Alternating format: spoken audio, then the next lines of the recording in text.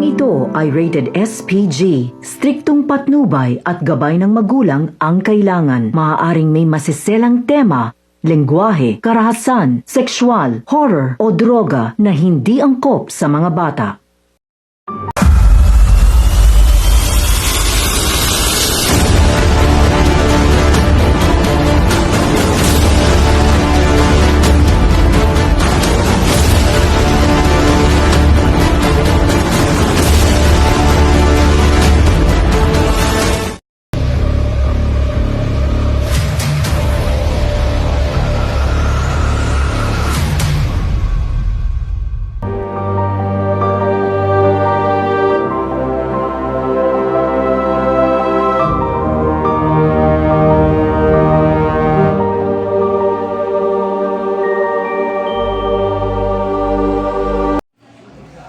Emma entered the kitchen to wash the dishes, and Liam, sitting in the chair, engrossed in his phone and headphones on. Liam, pwede mo bang itapon ang mga basura?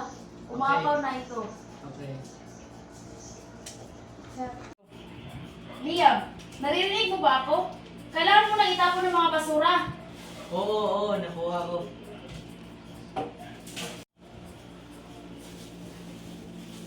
Bakit hindi tayo nakapag-usap ng maayos? A few minutes later, Liam finally noticed Emma's frustration. Teka, yung sinabi mo tungkol sa basura? Hiniling kong itapon mo ang mga basura. Pumayag ka lang ang hindi tumitingin. Ako, akala ko iba ang pinag-usapan mo, inay. Paumanin po, inay. At di ko alam bakit ba nagkakaganto.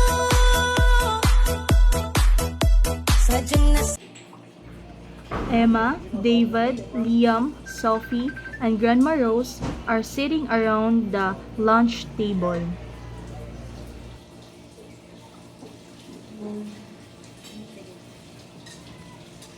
Tante akong meeting bukas. Maaari bang kunin si Zoe mula sa kanyang klase sa swimming? Sure, I'll do it. Salamat, Itay.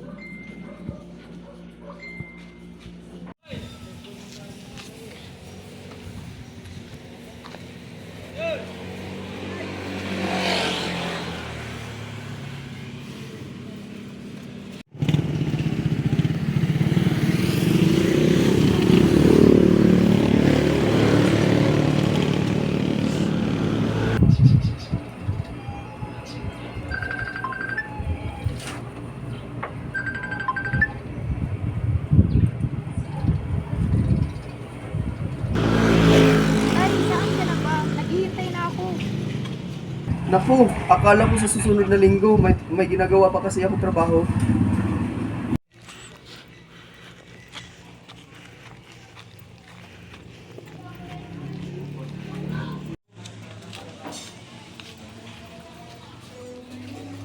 Nangako ka.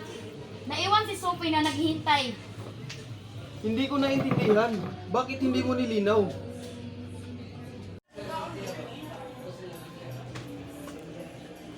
Walang nakikinig sa akin. Nagkaroon ng miskomunikasyon kapag nag-assume tayo sa halip na magtanong. Makinig ng mabuti, magsalita ng malinaw at tandaan na ang pag-ibig ay matyaga. Kailangan nating makipag-usap ng mas mahusay. Magtakda tayo ng malinaw na mga inaasahan.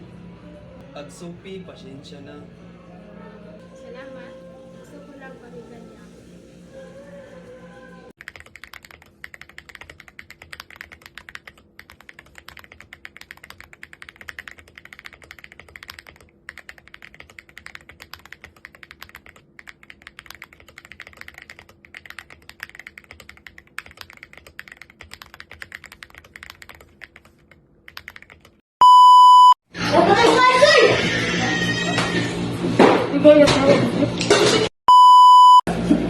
Ay,